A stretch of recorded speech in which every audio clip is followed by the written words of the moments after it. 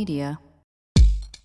Oh, we're back! Welcome back to the story of a guy that I swear is going to end in unimaginable bloodshed. But at this point, he is a sex pest who has fled Canada for Jamaica in order to start a new evangelical church. So many such cases. We are back with our guest for this week, Molly Lambert. Molly, welcome to the show. Back to the show. Hello. Yeah. How we feeling as we come back into part 2? I'm ready to see what's going to happen. Okay. You want to drop any plugs at the start here for your new podcasts? Sure, yeah. I will have a podcast out later this year called Jenna World, Jenna Jameson Vivid Video in the Valley about the history of the porn industry in Los Angeles. And check it out when it comes out. Excellent. Well, that gets us back into part 2 and closes out our cold opening. Woohoo! This is an iHeart podcast. Guaranteed human. Then she says, have you seen a photo of my son? And I'm like, who is this person? Welcome to the Boys and Girls Podcast. Arranged marriage is basically a reality show, and you're auditioning for your soulmate. And who's judging? Only your entire family. I sacrificed myself to this ancient tradition, hoping to find love the right way. And instead, I found chaos, comedy, and a lot of cringe. Listen to Boys and Girls on the iHeartRadio app, Apple Podcasts, or wherever you get your podcasts. You know Roald Dahl. He thought up Willy Wonka and the BFG. But did you know he was a spy? In the new podcast, The Secret World of Roald Dahl, I'll tell you that story and much, much more. What? You probably won't believe it either. Was this before he wrote his stories? It must have been. Okay, I don't think that's true. I'm telling you, the guy was a spy. Listen to The Secret World of Roald Dahl on the iHeartRadio app, Apple Podcasts, or wherever you get your podcasts. Babes, what are you doing? What? I'm just mowing the lawn. No, it's blazing hot and dry out here. Don't you remember? Smokey Bear says. Avoid using power equipment when it's windy or dry. Where'd you learn this? Oh, it's on SmokeyBear.com with many other wildfire prevention tips. Right. Thanks, honey bear. 'Cause remember, only you can prevent wildfires. Brought to you by the USDA Forest Service, your state forester, and the Ad Council. When segregation was a law, one mysterious black club owner, Charlie Fitzgerald, had his own rules. Segregation in the day, integration at night. It was like stepping on another world. Was he a businessman, a criminal, a hero? Charlie was an example of power.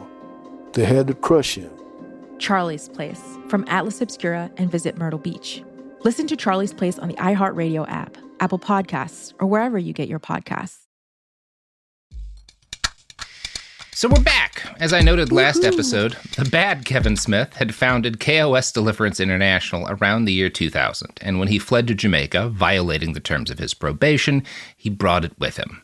Now, that Canadian magazine, The Walrus, reported that he'd been going back and forth from Jamaica for a while at this point, so he had some sort of an established presence there at different evangelical churches. And once he was on the run, he established a permanent base of operations in downtown Montego Bay. He reconnected with a childhood friend there from Jamaica College named Charlton, who had remained in the country when Smith went off to Canada and had become a pastor himself in the area. Charlton served as a useful early source of connections while Kevin built up his flock. But he also had a sizable head start by the time he moved there full-time, thanks to his years of international work. Charlton later claimed that Smith told him early on he'd started ministering to Porteous Simpson Miller, the prime minister, and he would also sometimes add vaguely that he talked to with other government officials. So he's from a very early state claiming to be ministering personally to high-level politicians in Jamaica and have a lot of connections in the local government. And there's some evidence this is true, including the fact that he really does not get investigated for any of his criminal history to the degree that you might expect of somebody who kind of comes into Jamaica out of Canada and immediately starts up a large and influential church. His flock grew rapidly, and in 2012, he began affiliating his church with a larger Pentecostal organization in Jamaica called Pathways International Kingdom Restoration Ministries, or PICRM? I think PICRM would be the acronym there. I like that. Yeah, there you go. It sounds like a Pokemon.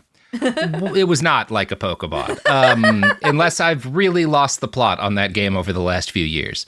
One regular talking point in Kevin's sermons while he's in Jamaica is that he hadn't left Canada because he had committed sex crimes and had to flee because he didn't want to do probation. He had rejected Canada and his comfortable first world life there to return home to Jamaica because he was so loyal to the Jamaican people. Right. I like that he's like it's not you, it's me, Canada. Bye, Canada. Yeah, he's reframing it. You guys didn't get forced out of Los Angeles. You chose to go to Portland. Right. And he's choosing to go to Jamaica because he's so loyal to the Jamaican people, which is just also a really fucked up way of pretending you didn't sexually assault a guy. Like, there's no non-fucked up way to do that. Exactly. But I guess this is particularly fucked up. I'm going to play a clip from a revival that he did 6 or 7 years ago, where he talks about why he left Canada for Jamaica, both so you can, again, get an idea of like the personal charisma, like hear the reaction of the crowd when he talks about this stuff, because they're buying it. And also so you can hear like how he is framing why he wound up in Jamaica. Now, in this specific part of the sermon, he's discussing a conversation he had during a brief trip back to Canada with one of his Pentecostal mentors in Canada. So this is like a Canadian guy asking, like, why'd you leave? Why'd you go to Jamaica? Right? That's the context of this part of the speech. Talk to me now. He said, what takes you over is that genuine Holy Ghost anointing. He said, the other people think they have to help God and go get powers. And that's why the church always splits and divides. But for 7 years, God has given you seed and your seed remains. All I see happening to your ministry is God adding more and more. He said, but let me teach you. Wait a second. Let me teach you. He said, don't you know, Jamaica? He said, don't you understand? You see, look at you. You're coming here and you're buying all this candy to take back to Jamaica. Do you know what you're doing? I said, no, tell me. He said, you are watering the seed. I said, what do you mean? He said, because you love your people. I notice you're uncomfortable being away for more than 3 days because that is the people that God gave you. The like music and like breathing combo. Very off-putting. It's beautiful. And man, but you got to hear like the reaction he gets. People are, that is, you can't fake a crowd like that. They're people into are it. down. They're into it. I'm just I'll play Kevin's advocate for a minute here. Okay. He's just doing some preaching. Mm-hmm. You know, he's talking in a preacher style. Yeah. It's stylized. Yeah, it's the you can really like you can hear it's fascinating to me how international that like American Pentecostal preacher voice is.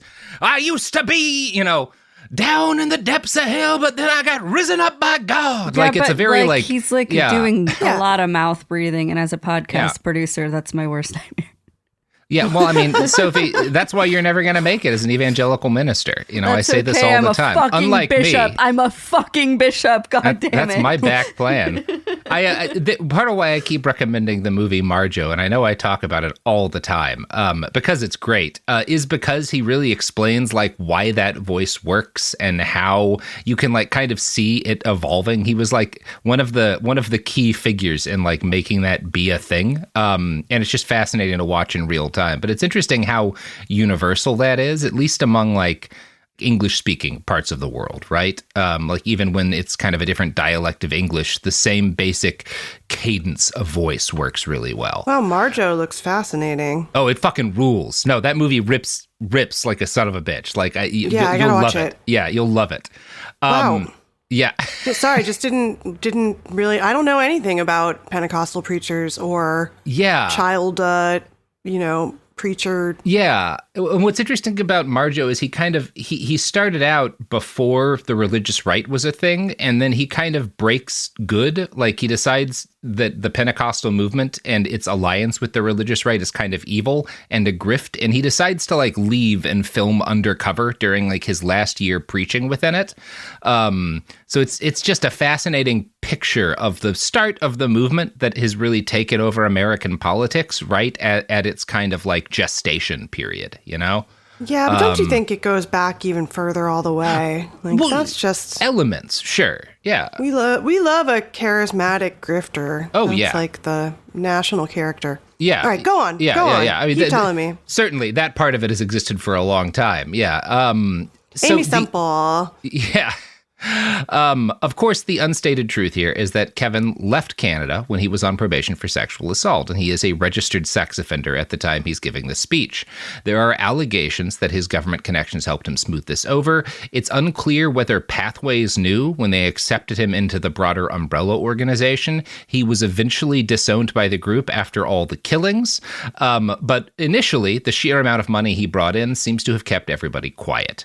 The Reverend Adenair Jones of the Church of God in Jamaica would later accuse Pathways of exactly this, of basically ignoring the obvious evidence that this guy was dangerous because there was money in him. And I'm going to quote from an article. Okay, and not to play Kevin's advocate again, but that's my role on the show, I think. No, sure. But it also sounds like I haven't heard about the throat slittings yet, so imagine, I'm coming from a place of innocence. Yeah, not knowing where he lands. It sounds like perhaps this child was brought into this preacher thing without sort of his consent, He was told all this stuff about himself, about being special. Yeah, about being a prophet. And maybe there are some issues with his sexuality being repressed, coming out of a culture, both a Christian culture and, growing up in Jamaica where there's just a culture of homophobia. Maybe he's just a troubled dude, Yeah. And it's almost not his fault he got forced into this line of work because, I don't know, he was chosen sort of without his choice. Yeah, there's always a degree with all of these guys where you wonder, like, where does the complicity start, right? Because there is often a case where, like, someone is like a victim in this period of time, right? Well, like, it sounds like he's a victim of his own circumstances. Like, it's not okay that he sexually assaulted somebody, but it does sound like he could have had a different life if he had been raised under different circumstances. It sounds like he was really groomed into this position of being a religious leader and also in a religion where there's a lot of homophobia and sounds like he might be queer. Yeah. So I'm feeling bad for Kevin at this point. I feel like his life sucks and he's trapped in it. Yeah, I feel both. Let's see. Yeah, Let's see if I change my mind. I mean, he is a registered sex offender. He's a registered sex offender so at this point. My empathy is non-existent. No, but I mean, I'm saying like coming out of a things may have happened to him as well, is what I'm saying. And he alleges things happened to him. He was sexually assaulted as a kid. He was abused as a kid. So, like, there is a... Not that it excuses it, but there's a cycle in place, obviously. For sure. He's certainly part of a cycle, and he's part of a cycle of, like, child abuse wherein young charismatic kids are adopted into this movement. Yeah, the charismatic child preacher thing also just seems like that's very exploitative. Yes. Would fuck you up no matter what. There's no way to be well adjusted from that. Which is a big part of like what the documentary Marjo goes into is like him being like, I know I'm robbing people and I know that what I am doing is bad in perpetuating this movement. And also because of how I was raised, it's literally all I know how to do.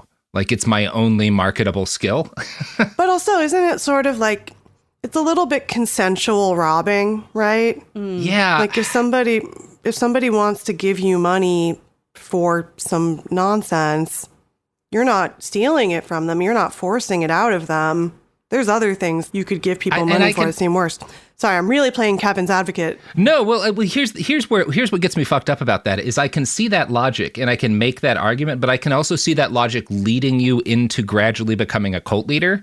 Like it starts with the little steps. Do you take Patreon for your podcast? I don't, but I don't have a problem with it, right? And like, but if somebody wanted to pay you for like your charismatic ramblings on a microphone, sure, you don't see that as exploitative. You're like, they just want to give me money because they appreciate me.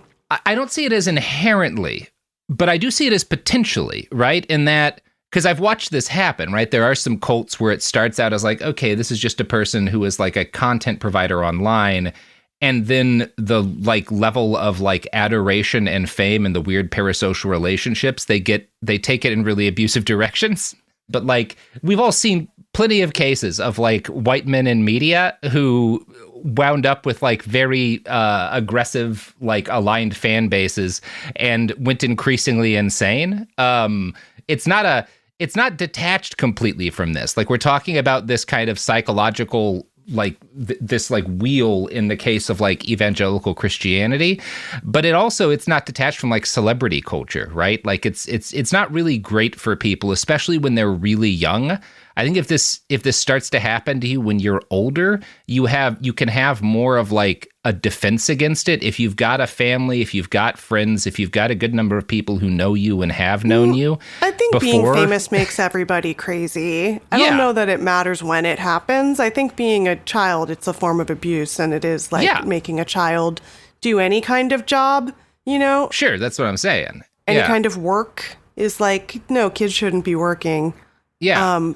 But it's kind of in the Michael Jackson family of things where it's like, oh, are we supposed to deny this child's incredible abilities that, you know, the world should be deprived of the greatest performer of all time? Do you stop them from playing? Yeah. I was thinking about this the other day because there are kids with podcasts now. And I was like, that's damn, just that's a bad crazy. Idea. But also. But I was also just like, oh, that's sad for them. They're making content. They should be like in a, playing? Yard. Yeah, like playing. Yeah, it's messy. And I don't know what the actual solution is here. What I'm saying is we're all complicit. Yeah. Let's agree on banning children from being advertised to. Can we at least start there? Yeah, we can start there. Maybe that'll start fixing some of the problems. For sure. And I don't know, maybe have a government agency dedicated entirely to watching the parents of child actors. That's okay, but if you got like $1 million contract to advertise Galaxy Gas to 11-year-olds. Mm-hmm. Sure, absolutely. No? Get them hooked. Get them hooked. No. I think kids need to be doing way more drugs. Look. I mean, look at what they're getting up to. Have you seen this Minecraft movie shit? Like, it seems like if the kids were getting high, they'd be a lot healthier. No, don't do drugs, kids. Or do. Don't do Minecraft. Okay. Don't listen to me. Back to the story. Back to the other Kevin Smith. Back to the other Kevin Smith. So yeah, the Reverend Adnair Jones of the Church of God in Jamaica would later accuse Pathways of basically ignoring the other Kevin Smith's criminal history and problematic history in order to make money. The Jamaica Gleaner writes, Jones said that congregations have been too accommodating of virtually anyone bearing a Bible who could deliver sound bites, using charisma and flair to flourish, as did Smith. And initially, KOS fits in with the rest of the Pentecostal churches in the country. Its website claimed, our divine mandate is to transform the people by the power of Jesus Christ, and stated that the mission of his church was to win souls to the kingdom of the Lord Jesus Christ and deliver the lives of people from the snares of darkness. Pretty standard stuff. However, while most pastors within Pathways-affiliated churches went by the title pastor, which is normal, Smith showed an early flair for the extreme. His website listed him as the president and founder of KOS Deliverance International, as well as chief special advisor of the King's Oracles. And he ordered his followers to refer to him in person as Excellency, His Excellency, or Your Grace. And I think we can see where problems are starting here now, right? Yeah. So it's unclear to me, number one, who the King's Oracles were. I have not come across an explanation of that title, so I don't know what that is exactly supposed to mean. It's also unclear to me when the prosperity gospel preachings got into Kevin's sermons, right? Is this something that he's really talking about before he lands in Jamaica? But during his first 5 or so years on the island, he becomes increasingly enmeshed in prosperity gospel preaching, which is a major part of kind of the charismatic Christian evangelical movement. The prosperity gospel started out in the United States. And the way this works, it basically, you're preaching that God works like a high-yield savings account or a really good 401k, right? If you put money into God, and by God, I mean the church that you go to and its pastor, by tithing regularly, giving the church a percentage of your income, and then handing out additional seed offerings on a weekly basis. And seed offerings, kind of the key is that it hurts, right? Every week, you're supposed to give more money than you can afford to the church, right? And the promise is that if you do this, if you give all you can to the point where it like damages your financial stability, God will reward you with miraculous financial gifts. So again, it really is like a 401k that works on a much faster time period. If you give God more money than you can afford now, God will give you back many times that amount of money, at some point in the near future. That's like the literal premise upon which prosperity gospel is predicated. Now, it's probably worth taking another aside here to discuss prosperity gospel in more detail, since it is one of the root problems with American evangelical Christianity as a whole. The gist of it is that in the late 1800s in the U.S., there are two different strands of revivalist Christian thought that come together and they cross-pollinate. On one hand, you've got the holiness movement, who believes prayer works the same way the Force does in Star Wars, right? It allows people with sufficient faith to like heal the sick and do magic, because all illness and discomfort come from sin, right? So if the Holy Spirit is in you, you can wipe sin away from people, and it makes them able to either heal or even perform superhuman acts. Now, the holiness movement kind of opens the door to a really theatric church-going experience, which is a key aspect of revival culture. You're not just telling people they're healed, you have people play acting as healers and the sick, right? And this provides kind of an emotional and social outlet. People can come in barely able to move and then start jumping around and dancing, and they'll get this like huge surge of applause and this kind of like, it's a performance, right? So there's this two-way relationship between the performers and the people reacting to it that has this kind of catharsis in it. And there's a degree of forced cognitive dissonance here, as Associate Professor of Religion Jonathan Baer writes for 9marks.org. The key was to believe, pray and hold on to it, believe that it is yours, and act out the healing even if lying symptoms persist, right? So even if you know you're not cured, those symptoms, because you've been cured, are a lie, right? If you feel like you still have cancer, you have to just ignore that, because that's the devil trying to trick you into believing that you're still sick. So there's a lot of there's a lot of victim blamey stuff around illness in American culture, period. But this is one of the places in which it manifests, right? Is in this kind of movement. Now there's still the holiness movement, kind of an underlying pillar of charismatic evangelism today. And it's why all of these churches are such fertile hunting grounds for guys like the other Kevin Smith.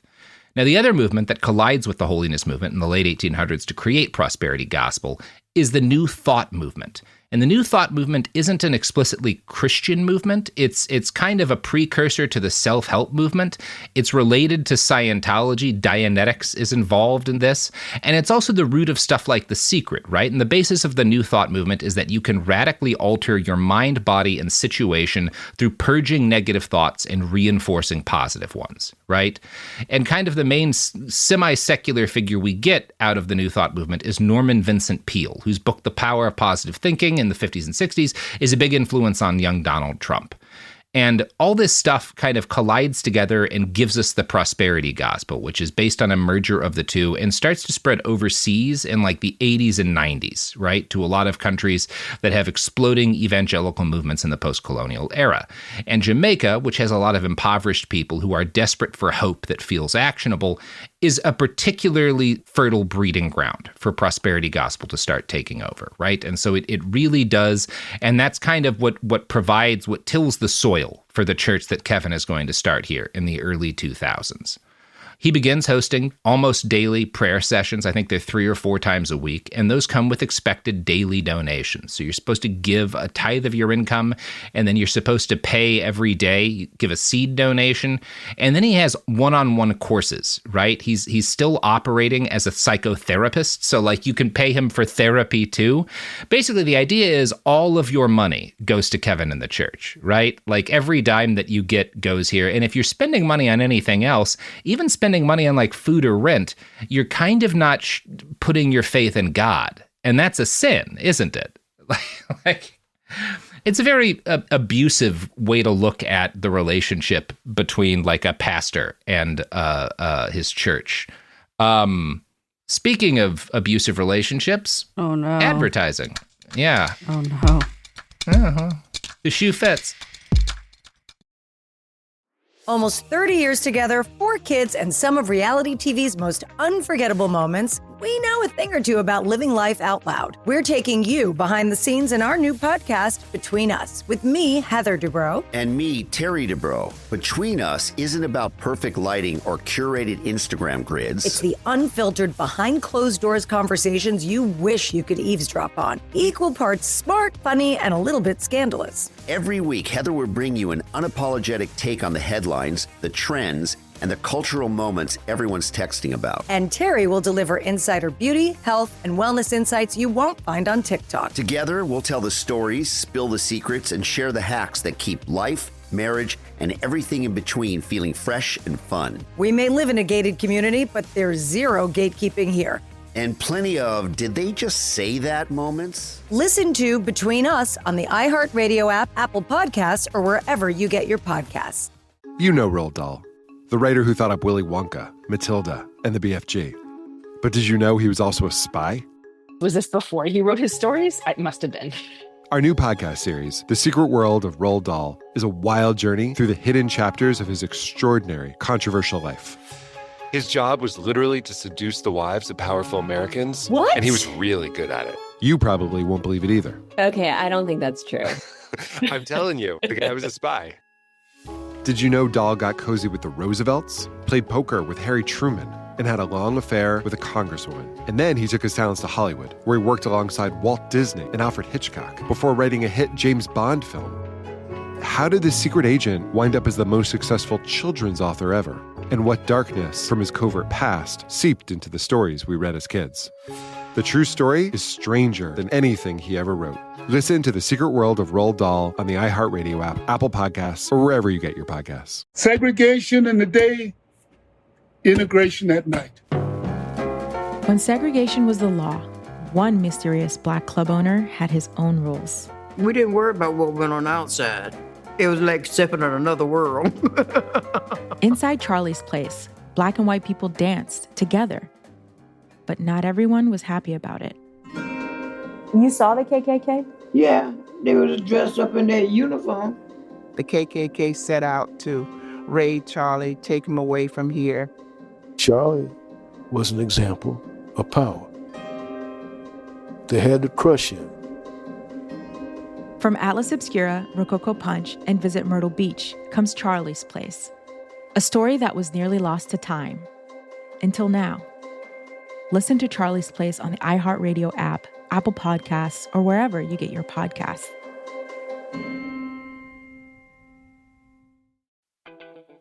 Hi, I'm Danielle Robay, host of Bookmarked, the podcast by Reese's Book Club. And this week on Bookmarked, we're basically hosting the ultimate girls' night. Reese Witherspoon, Jennifer Garner, Judy Greer, Rita Wilson, Angari Rice, and author Laura Dave. These are the women behind season 2 of the Apple TV series, The Last Thing He Told Me. We're talking about turning a book into a hit show and what it really takes to bring a story to life. The most important metric for me is, do I want to share this book with somebody? That's what creates community, and that's the main thesis of our book club and why we started it, was just to connect people together. Listen to the Bookmarked by Reese's Book Club podcast on the iHeartRadio app, Apple Podcasts, or wherever you get your podcasts. And we're back. So, Kevin starts offering free and discounted services to the odd male member of the flock that he wants to get closer to. And there's allegations that he basically starts kind of, whenever a young man will come into the church, he'll start by offering that guy's family like benefits, free services, or breaks on, the money they're already spending on the church in order to get that young man closer to him, to make him his assistant, to have him work for the church. And there are some allegations that he basically starts operating a male harem through these kind of tactics, right? Pulling in young men this way. This is not something we have a lot of detail about, in part because in Jamaica, admitting that you were abused in this way, like, there's a lot of consequences to it. Not that there's not in the United States, but it's hard to get people talking directly about this kind of relationship, right?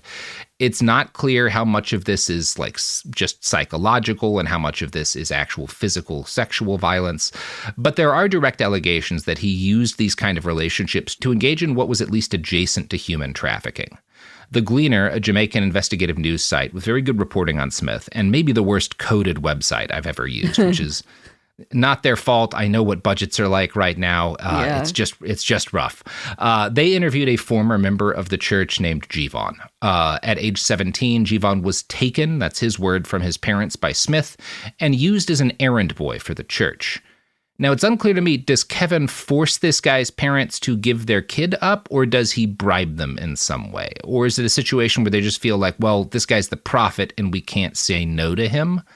Jevon claims that at the start, he sees Kevin as like a foster father, and he feels chosen, like he's maybe the prophet's adopted son, right?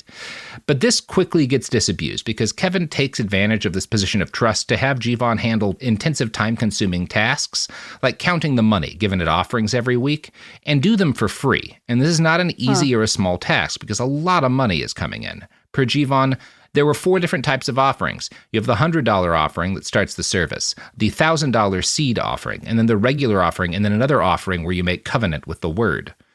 So by the mid-aughts, some people are donating 4 times a day with services 3 times a week, Wednesday, Friday, and Sunday. There's also, again, these kind of one-on-one sessions where he's making money, sometimes up to like $350 for what's called a deliverance session, where he has like a one-on-one spiritual encounter with the person.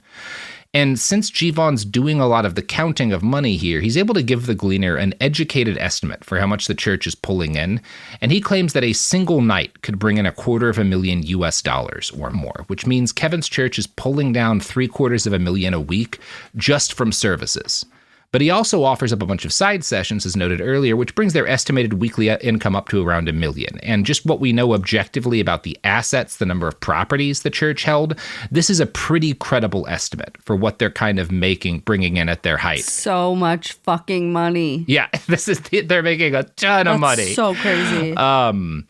But they're also almost always, he's expanding so rapidly, he's buying so many new properties that the amount of money it costs to keep the church operational is pretty close to the income they're bringing in on a weekly basis. So there's always this level of like stress of like, we really need to continue to squeeze our members for as much as we possibly can. Otherwise, this house of cards is going to fall apart. Now, the Jamaica Gleaner goes into more detail about the different grifts that Smith built into the foundation of his church. Quote, members of Pathways Christian Cathedral, as the church was sometimes called, were charged a fee of $500 for adults and $100 for children for the monthly Miracle Covenant seed for the church's ministerial upliftment. They also paid tithes, offering, covenant seed, or other special contributions as requested by Smith. Membership cards also came at a cost, with adults and children paying $500 and $100 respectively, while widows were charged $200. The more one gives, the more God gets happy, one church member told the Sunday Gleaner in defense of the numerous payments they would make. The leader would help a lot of people in need, but nobody's talking about that. And that is an aspect of this too, is like people are seeing there are actual community services that are being operated. Now, not to the extent of costing $1 million a week, but there's also enough that people can be like, well, the money's clearly going to a good cause, right? Members were expected to volunteer time to help, staff these different sort of community organizations, and also to show up at regular festivals for which they'd be expected to pay like $200 or $500 for a ticket. And while there is aid for parishioners, this is also often a grift. For example, Smith offered loans to members of the church at a 15% interest rate, which is not exactly charity, right? We can say that about that. What does he want with all this money, though? Like, I don't understand. It's so much money. What is he doing with it? Well, he's building his empire, right? He's operating, as we'll talk about it, like he's operating businesses in the community now. He's trying to start like other churches, and he's getting into real estate. You know, there's always places to spend this kind of money. Because now he's got so much money that he can't keep. He's putting it into real estate like they do. And the other thing is that, like, there's bribes that have to be paid to local politicians. Like, he talks about it as if he's, like, ministering to these guys, but there's always bribes to be paid, right? So, that's not a 0% of the story here, too. Jevon describes his own role within the church in unsparing terms. We were like slaves. I was not allowed to go around my parents or any relatives or friends outside of the church. And he works for both the church and for Smith's psychotherapist business, which is how a lot of these one-on-one sessions were marketed. He had to get permission if he wanted to do anything besides work, even to go get a haircut. He describes it, as essentially like he's in prison. KOS Ministries does open a food bank with some of the money that Kevin makes, and they establish a program to help poor students pay their school fees. They pool donations to help fund medical care for small children and elderly parishioners. And this is done in part because it's like a really good recruitment tool, right? Like this helps bring more people in, and he's also able to take in donations for himself and also take in donations to fund these different organizations. So it's not cutting as much into his bottom line. The primary appeal of the church is always Kevin's personal charisma. Per reporting in The Walrus, one former attendee, Charisse, happened to pass by the church one day and heard Smith's voice. That voice sounds powerful, she remembers thinking. She went inside. Charisse immediately felt that Smith wasn't a typical pastor. He insisted on being referred to as His Excellency. He spoke eagerly about the gospel of prosperity. Charisse and former members say Smith regularly brought up the fact that he was a Canadian citizen, a point of privilege he leveraged to suggest that he could help get others visas to work or study in Canada for a fee. Smith charged for consultations or prayers, attendance at workshops and other events. One event in 2013, a wealth transformation summit entitled Money Come to Me Now, promised explosive prophecies to help participants break the cycle of poverty forever. Wow. So you see like there's just no end to the grifting. Like he's doing every single playbook. Okay, it's getting depressing now. I understand. Yeah, it's getting depressing. And there's so much of this that is like predicated on, well, he got out to Canada, so he must have some connections. He can get me out. Like that just how much poverty provides the opportunity here, because there's like no easy way out of poverty. And people are desperate to believe there's hope, Yeah, so it's a bummer. Yeah, it's bleak as hell. Now, the good news is that Charisse has the presence of mind to evaluate the promises Smith is making based on their impact on her real life. So she's able to see, I've been given money to this guy, and I am not getting it back in any way, right? And you're not supposed to think this way. Remember, at the root of all this is that you have to ignore your lying symptoms if they tell you that handing over money to the church hasn't made anything better, right? You're not supposed to feel like you're not supposed to think that way. And Jivan eventually comes to the same conclusion as Charisse, but because he's not a normal congregant, but someone raised in the church whose whole family buys into Kevin's BS, the task of leaving is a lot harder for him. He attempts to flee for the first time in November of 2015, and this would prove to be the first of ultimately 6 attempts to flee Kevin Smith's church over the years. Per the Gleaner, each time I ran away, the church members blamed me for being disobedient, he stated, adding that the last time he ran off, Smith placed a death prophecy on his head, saying that his head would return on a platter. Once you try to leave, they instill fear within you. Jivan said many people refused to leave Pathways International out of fear for their lives, and in fact, they believed he was a prophet. And Kevin kind of cultivates this reputation for prophecy in the same way any other grifter of this kind does. He makes these constant big predictions about like war and natural disaster are coming, right? But he doesn't say where. And like if you say there's going to be a war that breaks out soon or a natural disaster, you'll always be right, Sure. Like, yeah. I predict that in the next 6 months, a major natural disaster will strike the United States. I'll guarantee you that prophecy is correct, because you can say that at any point in time, and it will be true in the United States or most other countries, right? Like that's just the way the world is, The most compelling prophecies that he would lay out, though, related to individual members of the church. Jivan recalled one that stuck in his mind when Kevin told a female congregant about a vision he'd had of her future. He prophesied, saying that he saw her son in a pool of blood with the name Baby Killer, and about a week later, the same incident happened and was on the pages of the Western Mirror. And I don't know this specific case, but it's one of those things, especially if you get to know, your flock, if you have members of your church who have like family members in gangs, it's not such a big prediction to be like, what if you was going to lose a loved one soon, right? Because that's just how it happens when people are involved in gangs. So it may just have been a situation like that. But this causes the fact that he seems to have this ability and that people believe it makes people afraid of Smith, right? You don't want him to prophesy negatively about you and your family because you believe that this can have an impact on you.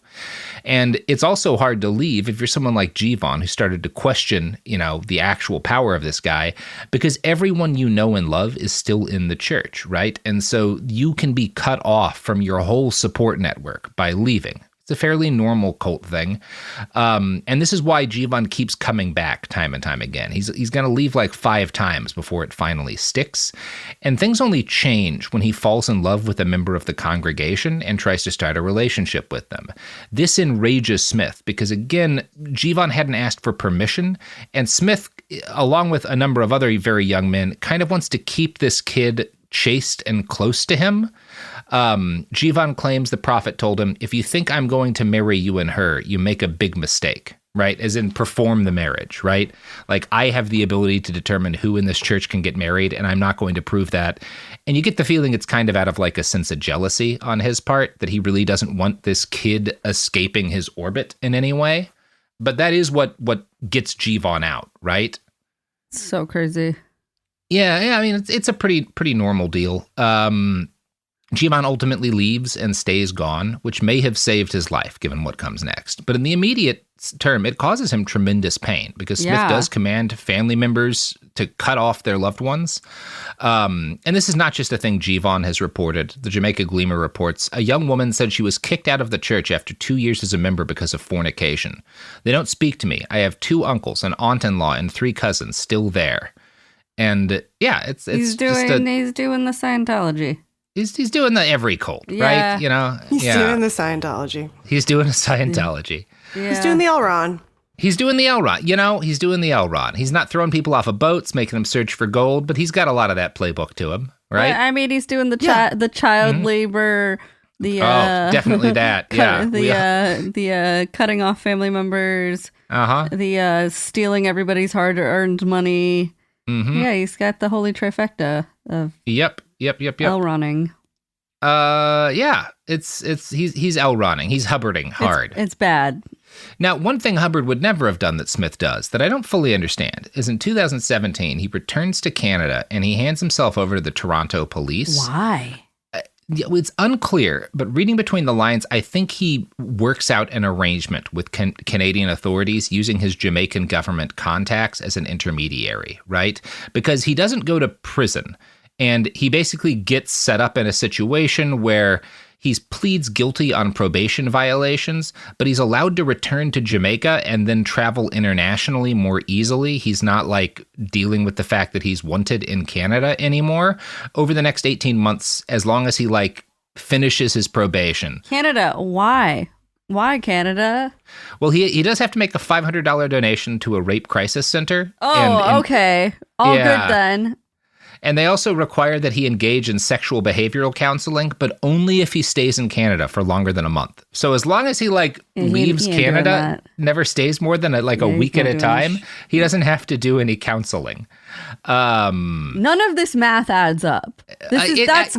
Seriously. That's fucking despicably embarrassing, Canada. What are you doing? We're missing a part of, but again, it's definite that some of the money he brings in is bribing local politicians. And my suspicion is that those local politicians have connections in Canada and there's a less direct kind of bribe going there. Sure, right? They're still fucking despicable. There's ways to influence politicians in countries where that is looked at more that are still effectively a bribe, where maybe you're getting invited to speak at an event at a resort in Jamaica or something like that, or a permit that you need because you've got some sort of business over there. It gets a little bit easier. I don't know exactly what's happening, but clearly something sketchy happens here, right? This kind of sweetheart deal, it just seems unlikely that it would be handed out otherwise. And but we don't exactly know why Canada agrees to let this guy off with just the slappest on the wrist of slaps on the wrist for a multi-year-long probation violation after a sex crime. I mean, again, he's Hubbarding. He's blackmailing and paying off the government.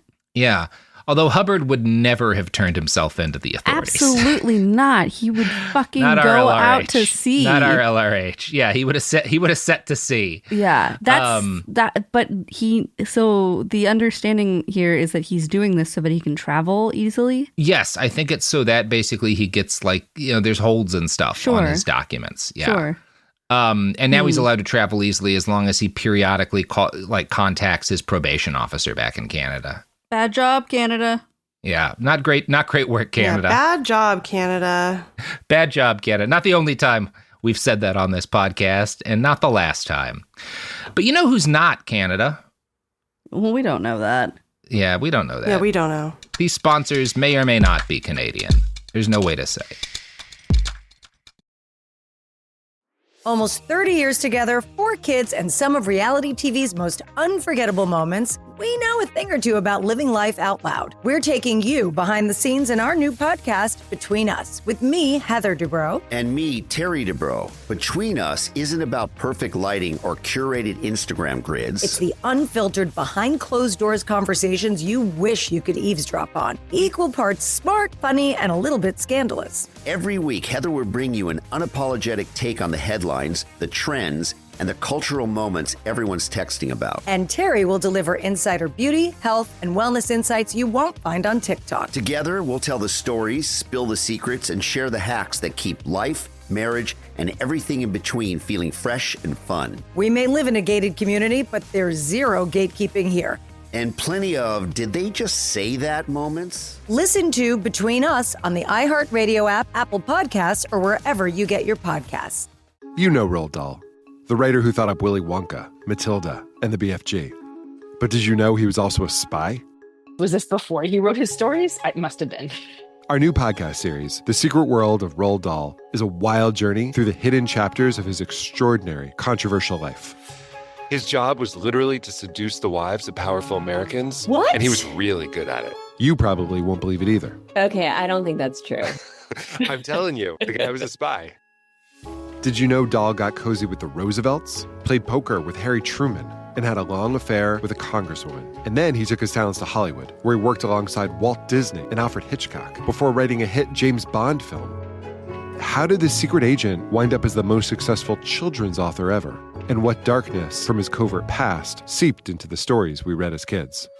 The true story is stranger than anything he ever wrote. Listen to The Secret World of Roald Dahl on the iHeartRadio app, Apple Podcasts, or wherever you get your podcasts. Segregation in the day, integration at night. When segregation was the law, one mysterious black club owner had his own rules. We didn't worry about what went on outside. It was like stepping in another world. Inside Charlie's place, black and white people danced together. But not everyone was happy about it. You saw the KKK? Yeah, they was dressed up in their uniform. The KKK set out to raid Charlie, take him away from here. Charlie was an example of power. They had to crush him. From Atlas Obscura, Rococo Punch, and Visit Myrtle Beach comes Charlie's Place. A story that was nearly lost to time. Until now. Listen to Charlie's Place on the iHeartRadio app, Apple Podcasts, or wherever you get your podcasts.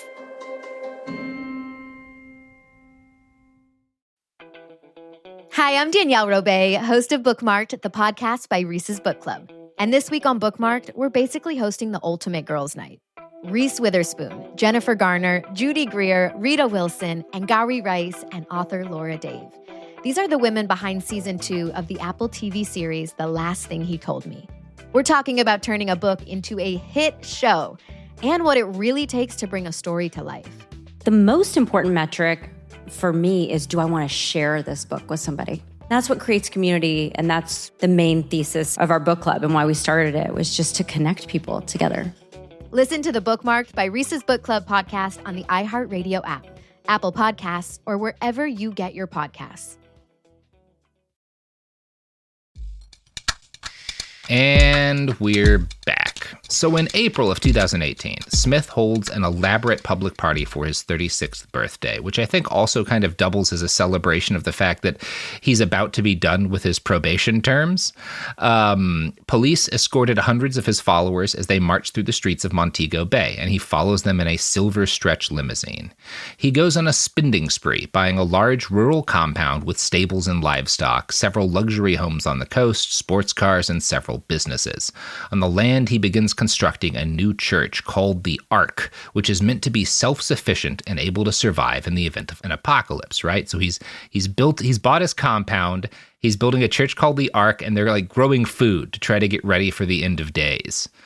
And so, things seem to be going well for the other Kevin Smith until 2020. Yeah. Now, if anyone listening is old enough to remember back then, a virus called COVID-19 started spreading through the global population.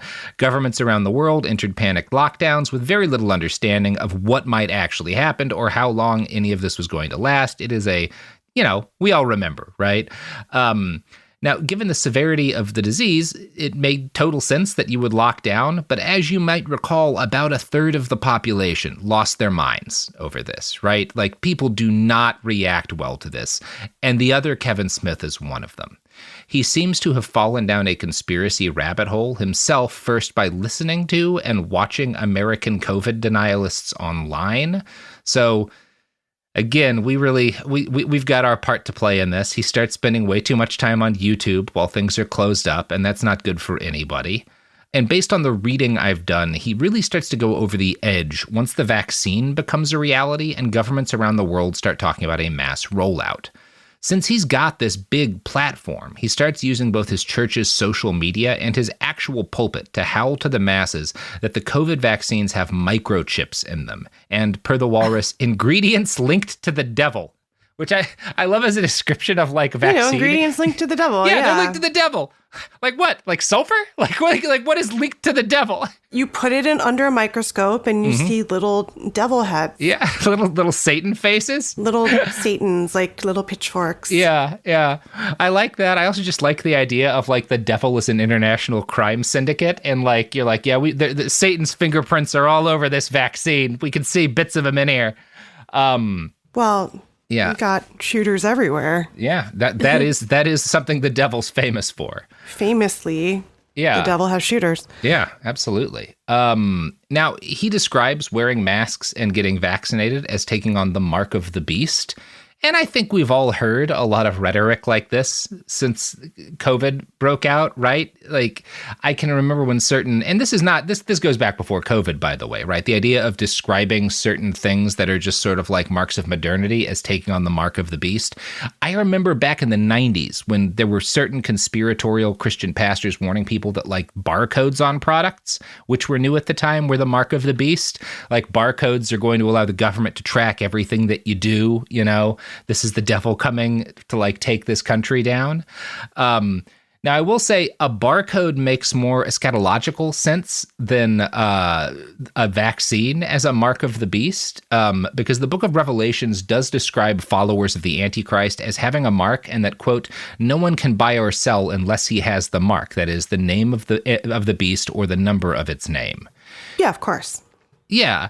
No one's really stopped from buying and selling goods based on vaccination status, right? That doesn't actually happen, but that's immaterial to guys like Smith, right? The fact that, but this doesn't, like, fuck, man, and anti-vax people are running the United States now. Like, maybe this is not the mark of the beast in any way. That doesn't really, like, factor into these people's thinking. As it is, the fact that the beast, all of this, like, apocalypse narrative is very funny to me, just given the actual, like, text of the book of Revelation, right? Because the beast is not at all described as, anything like what you hear in the kind of popular fiction that's often inspired by the book of Revelations. The beast in the actual book of Revelations has 10 horns and 6 heads with 10 crowns on its horns and blasphemous names on its heads. It has, it's like a leopard, but its feet are like a bear's and its mouth was like a lion's mouth. I don't know what that has to do with the COVID-19 vaccine. You can twist that, I'm sure, into making it, but it just sounds like, it sounds cool. Some guy was tripping and described a rad monster, I I've seen something like that on enough acid, and I'm sure it was someone on ergot poisoning who wrote the Book of Revelations, many such cases. Smith also described the vaccine as a plan for population control, which also doesn't really make sense with the mark of the beast thing, because the marked are followers of the beast, and if the mark kills them off, it's kind of the Antichrist shooting himself in the foot, right? Like, the Antichrist, like, why would you want to kill these people, right? You want them as your foot soldiers. None of his math adds up over and over. None of this math ever adds up. Yeah, it's crazy. Yeah. Now, the Walrus has done a deep dive into where a lot of Smith's, where he is online, what stuff he's sharing, and where his beliefs kind of come from. And a lot of it traces back to Glenn Beck, particularly his website, The Blaze, which is just the least surprising thing in the world. But it's so frustrating that motherfucker continues to have the kind of penetration that he has. Yeah. One of the stories that Smith shared that seems to have really radicalized him was the arrest of Canadian pastor Artur Pawlowski, who was fined in December of 2020 for failing to wear a mask while having an unpermitted anti-mask protest. Now, I wouldn't even call this a slap on the wrist, right? He gets fined for breaking COVID lockdowns and having a protest at the early stages of the pandemic. Barely a slap on the wrist. And in fact, just getting charged with this is a huge boon to this guy's career, because suddenly he's a victim of religious oppression, right? This guy goes from a nobody to one of the most famous pastors in the world, and other religious leaders like Kevin Smith start screaming that he's a victim of state repression. Pawlowski kind of decides to let this shit ride, and so he holds another rally in February of 2021, during which he carries a tiki torch, despite it being daylight, for reasons that have absolutely nothing with signaling his support to the fascists who used said torches to beat people in Charlottesville back in 2017, right? It's clearly nothing suspicious about the fact that this guy does a tiki torch rally during daylight in February of 2021. Nothing to do with that. Fucking weirdos. Proving that he was the one trickiest of one-trick ponies, Artur has continued this grift up to the present day and has been locked in basically constant litigation as a result. Every time things will calm down, he'll try to commit some other public crime in order to get charges against him so that he can fundraise off of that. He has never been locked away or, disappeared by the state, which you might see as evidence that he's not in any way being persecuted, right? Nonetheless, this con works perfectly on guys like Smith. It either works on them or they see it as useful to share themselves, right? And when Smith first hears about Pawlowski's first charges, which result in nothing but a fine, he posts on Facebook, "This is abomination, persecution of the church in Canada. The world is watching and mouths are closed. We must know it's coming to Jamaica." Now, it absolutely was not. Jamaica is not gearing up for a crackdown on these people, and in fact, thanks in large part to Kevin Smith and other Kevin Smith and other anti-vax religious leaders, less than half of Jamaicans have been vaccinated against COVID-19 at any point, a significantly lower rate than most of their neighbors. By summer of 2021, though, Smith is totally pilled, and COVID-19 became the sole focus of most of his sermons. From an article in the Jamaica Gleaner, in one of the entries declaring his mission, Smith, who appeared to be obsessed with titles, declared himself His Excellency Dr. Kevin O. Smith, Crown Bishop and End-Time Nabi of Him Conqueror Lion of the Tribe of Judah, King of Kings and Lord of Lords, Jesus Christos, the one and true living God, Yahweh 999, which is the opposite of 666. Yeah, and also hard to fit on a business card. Molly, you should totally take that title. Yeah. We need more King of Kings and Lord of Lords. Conqueror Lion of the Tribe of Judah, podcaster, writer. I think Yahweh 999. That's basically a fucking. You could get that as like a license plate. Yeah, sounds good. YHVH 999. Sounds good. He makes posts like forced vaccination in law is rape. A man forcing something into another man is buggery. A man forcing himself into a woman is rape. No prime minister can change common law and common sense. We don't need to go into all of the different things that are wrong about that. That's the kind of rhetoric that he's putting out at this period of time. Yeah, his math doesn't add up. No, none of it adds up.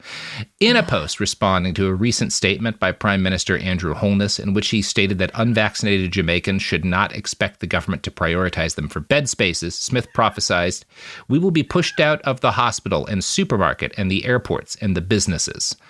Again, this doesn't happen. He began preaching that the police and the military would soon corral Jamaican citizens into camps and force them to take fatal vaccines. Anyone who yielded to the state and took the vaccine would be killed by God, not necessarily literally, but a kind of spiritual death. Meanwhile, Smith promised, if you give up your life for Christ Jesus, you will save it. So he starts to insist that by October 22nd of 2021, the Jamaican government will use fictitious legislation to make the COVID vaccine mandatory. The end game will be to try and deceive us or force us into quarantine concentration camps. Prepare to stand your ground. I'm just like, how are we going to get to the throat cutting? I mean, you could see it starting to happen here. Yeah. I think I heard forced march to concentration camp, and I'm Right. like, womp womp. Here we go. Womp, womp. Here we go. Right. Like the government is coming for us on the specific date. We need to be ready. Right. Yeah. That's going to set Mhm. up a confrontation. The Jim Jones situation Yes. to come. Yes, exactly. Okay. He predicts a series of natural disasters around the globe that will coincide with this, which is all pretty standard end time stuff, but it's married to a marked and visible degradation in Smith's mental health state. Quote, Smith's behavior in person became noticeably stranger over time. He became more adamant that his congregants donate as much money as possible, telling them that if those who had money resisted giving, the member would crash and die, and that Smith would send his wrath out to the member's family. So he's like, if you don't give me everything now so that I can get ready for this, I will make sure God kills your relatives in a car crash. 10 days before his predicted date for Jamaica making the vaccine mandatory, Smith told his followers that anyone who gets vaxxed now would be excommunicated from the church. He posted a video to Facebook 2 days later, insisting, my job is the apocalypse, and that an unveiling is coming soon. His followers were shortly thereafter ordered to prepare their photo IDs and church membership cards and gather at the Ark on October 16th. Never a good idea. Never a good idea. I'm really starting to wish this was about the mall rats, Kevin Smith. The mall rats, yes. If only it was the mall rats, Kevin Smith. It's like, and it culminates in like, he made Jersey Girl and Yeah. it was bad for everyone's careers. Yeah, I just go on like a 15-minute rant about Jersey girls and Tusk. Yeah, alas. Yeah, they're like, the Yeah. view askew prophecy is coming. No, very different. And for an idea of how Smith's sermons leading up to October 16th, this day of prophecy, sounded, I'm going to have Sophie play another clip. I have been sent to this nation to declare from America, Canada, Europe, and the world, therefore the hour has come when your dead bodies will be burned in your houses, when your streets will be strewn with blood. And Yeshua said, I come for the key of death. For death, I am the resurrection. I am the white blood cell. It is a sight. Ugh. Yeah. Okay. Sir. Yeah, so he's, really amping people up. You're not getting people into a logical state of mind when you're doing that shit. Yeah, he's committed to the grift. Yeah. To the bit. Yeah. Yeah, and it's unclear to me how much of this is he has really started to spiral and his mental health has declined as a result of getting caught in this conspiratorial media loop, Also, like, look, who was doing well mentally No one's doing in great. 2020 Yeah. to 2022? Yeah. Who was, like, functioning Who's doing amazing? good now? Yeah. Nobody. Yeah, who's Nobody. doing good now? Right. So early on the 16th, members of Smith's church start showing up outside the Ark wearing all white. Oh, There's a sermon bad and service sign. that follows that he's not conducting. He's got like lieutenants who are conducting the sermon and service, which goes on until around 1 a.m. the next morning, right? So they're doing like a marathon session. Smith's lieutenants manage the festivities up to this point, and he seems to have spent these hours, like where people are gathering and like this is going on, in a frenzy of social media posting, mostly to Facebook, where he ordered everyone to show up at the Ark without their cell phones, wearing white, saying, "The Ark is loading now. The flood is coming. Go now. Run." He tells everybody that the Ark is going to leave on the 18th, and in case there's any doubt about what that means, he posts that in order to be saved, everyone at the Ark has to participate in what he called a, quote, Roman Catholic sacrifice that will have no survivors. The cops don't get called as a result of this. Nobody's like, well, this guy's telling everyone to come and there's going to be a sacrifice at this Ark that no one lives through. Probably not worth caring about, right? Must just be some like religious bluster. Dozens and dozens of his congregants take this seriously enough that they spend more than a day in prayer.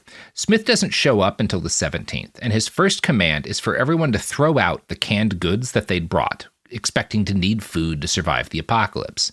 Then, confusingly, he ordered them to empty soda bottles and fill the soda bottles up with water. One member who showed up that day at the Ark was Michael Brown, who had been hospitalized for severe kidney issues and had forcibly discharged himself from the hospital after Smith had ordered everyone to show up at the church. We'll discuss Michael later, but this is a guy with a life-threatening kidney problem who, leaves his hospital bed where he needs to be to stay alive in order to be at this thing, because he considers it more important. Outside the church, Smith made congregants bow down on their knees before entering, giving them judgment, and writing their names in the Lamb's Book of Life, a biblical register of those chosen for salvation. The Walrus reports, as congregants entered the church, Smith wrote the names of each person in a book.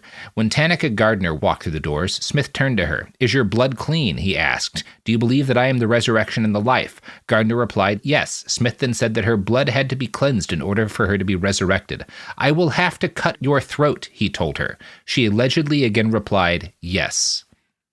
Oh, no. Again, I don't know. Does she believe this is literal? Does he talk? Does he kind of explaining that this is actually or is it just metaphorical? Do they really think? I don't know. So much of his rhetoric is talking in terms that are apocalyptic and violent, but what you mean isn't literal up to this point. Maybe people are like, well, you can't possibly mean he's going to literally cut people's throats, right? That'd be nuts, It's a spoiler. That is exactly what he means. So at this point, members are ordered to lay on the ground and throw away any cleaning or sanitation supplies, like antibacterial soap or wipes that they had on them. While this was going on, someone throws a wine bottle onto the floor, and Smith orders a follower to use one of the shards to slit the throat of a congregant who happened to be seated near where the bottle had landed. He told another male follower that, in order to be worthy of heaven, he would have to let one of Smith's lieutenants cut his throat with a knife. This guy got so far as to lay down in front of a dude who had a knife when he realized oh my God, this guy's going to actually cut my throat. And he fucking runs. He bounces. He's like, oh shit, you meant this? This isn't just some sort of a fucking thing we're doing. Oh, no. And Smith's follower with the knife, a guy named Plummer, chases both of these guys who, both of these guys flee the Ark at this point when they're like, oh, fuck, we're actually going to get our... No. He chases both of them out and he stabs them both in the back, wounding both of these men. Meanwhile, back inside the Ark, Smith finds Michael Brown, the man with kidney failure who had left the hospital on his orders, and the pastor told him, "You have to die, but you will rise again because I am the resurrection and the light." Now, this guy is still wheelchair bound and is still taking IV medications, and Smith pulls the tubes out of this man, causing him to bleed to death. While this is happening, he turns his attention next to Tanika Gardner, who had already agreed to have her throat cut earlier.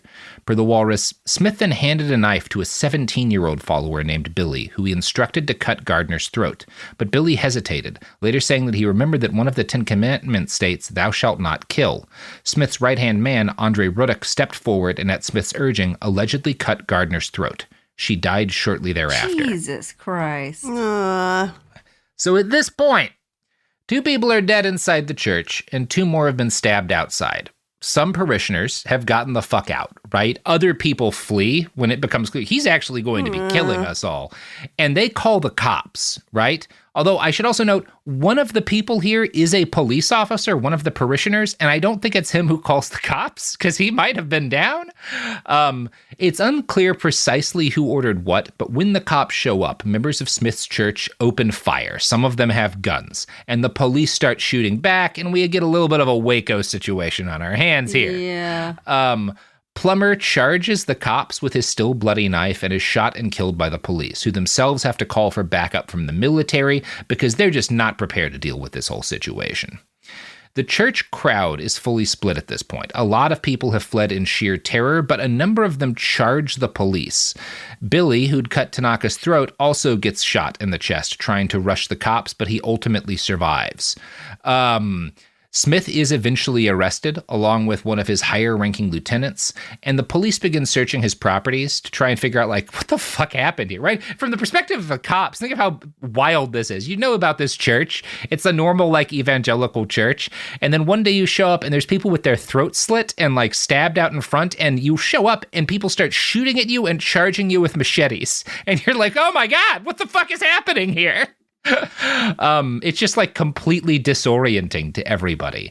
So less than 2 weeks after this goes down, Smith is in custody and incarcerated. And while he's being driven to Kingston with police escorts, the officers driving him take a detour that lengthens the drive. And then his vehicle crashes into 2 oncoming vehicles. Smith dies at the scene along with a 26-year-old officer in the car with him, and 2 other officers are badly injured. There is a lot of immediate speculation like, oh, okay, so he was murdered. This is a setup because of what he knew or whatever. Like something shady has gone down here. A post-mortem revealed that Smith had basically taken off, like grabbed the driver's shoulder and pulled him to cause the accident. Yeah. That's the official story. I don't know. Like there's some weird stuff here. Although if the state orchestrated this, they also got a cop killed with him. But I don't know. I don't know what happened. So insane. I don't necessarily need to believe that anything sketchy happened. But this guy, like, probably a lot of people who don't want him testifying also because of some of the shit that he's done. So it's not like inherently weird to be like, well, maybe something went on here. I don't know. But yeah. That's the story of the other Kevin Smith. Fuck me. Wow. Yeah, that escalated quickly, huh? That really got out of hand fast. Yeah. I had to grab Truman at the end because it got I was like, this is bad. I need a dog. Yeah, this is like fucked up and then like right to throat cutting very quickly. Making the guy in the wheelchair bleed out and then trying to get a 17-year-old to slit a woman's throat. It's bad. Yeah, wow. And you really feel for like G-Von, who has to be thinking this whole time like... what happened to all the fucking money is my question. Yeah, I mean, that's an interesting question. Obviously, a lot of it gets bribed out. They do find he has a property listed for like $330,000 after he dies.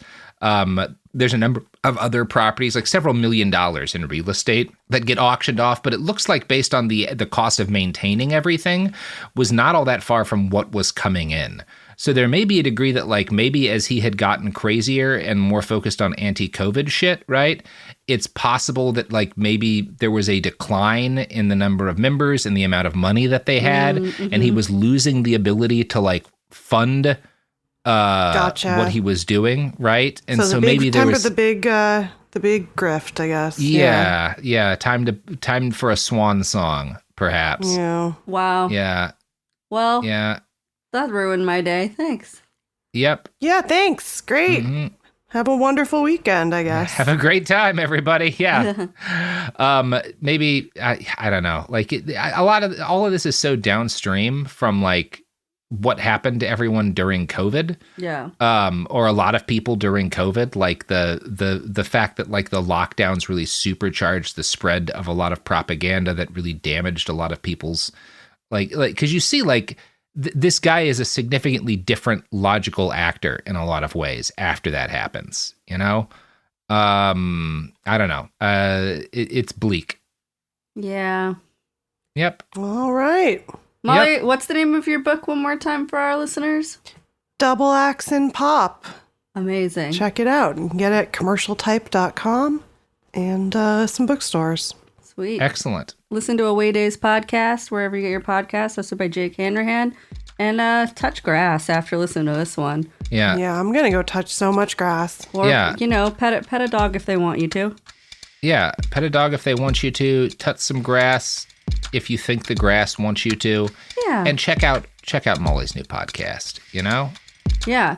When is it? When is the podcast coming? Mm-hmm. Coming out this fall. Hell yeah. Stay tuned. Super exciting. All right, guys. All right, everybody. Bye. Bye. Behind the Bastards is a production of Cool Zone Media. For more from Cool Zone Media, visit our website, coolzonemedia.com, or check us out on the iHeartRadio app, Apple Podcasts, or wherever you get your podcasts. Behind the Bastards is now available on YouTube. New episodes every Wednesday and Friday. Subscribe to our channel, youtube.com/@BehindTheBastards. Then she says, have you seen a photo of my son? And I'm like, who is this person? Welcome to the Boys and Girls Podcast. Arranged marriage is basically a reality show, and you're auditioning for your soulmate. And who's judging? Only your entire family. I sacrificed myself to this ancient tradition, hoping to find love the right way. And instead, I found chaos, comedy, and a lot of cringe. Listen to Boys and Girls on the iHeartRadio app, Apple Podcasts, or wherever you get your podcasts. You know Roald Dahl. He fought up Willy Wonka in the BFG. But did you know he was a spy? In the new podcast, The Secret World of Roald Dahl, I'll tell you that story and much, much more. What? You probably won't believe it either. Was this before he wrote his stories? It must have been. Okay, I don't think that's true. I'm telling you, the guy was a spy. Listen to The Secret World of Roald Dahl on the iHeartRadio app, Apple Podcasts, or wherever you get your podcasts. All right, son. Time to put out this campfire. Dad, we learned about this in school. Oh, did you now? Okay. What's first? Smokey Bear said to. First, drown it with a bucket of water, then stir it with a shovel. Wow, you sound just like him. Then he said, If it's still warm, then do it again. Where can I learn all this? It's all on SmokeyBear.com with other wildfire prevention tips. Because only you can prevent wildfires. Brought to you by the USDA Forest Service, your state forester, and the Ad Council.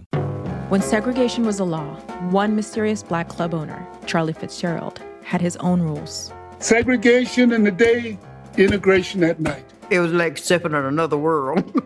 Was he a businessman, a criminal, a hero? Charlie was an example of power. They had to crush him. Charlie's Place, from Atlas Obscura and Visit Myrtle Beach. Listen to Charlie's Place on the iHeartRadio app, Apple Podcasts, or wherever you get your podcasts. This is an iHeart podcast. Guaranteed Human.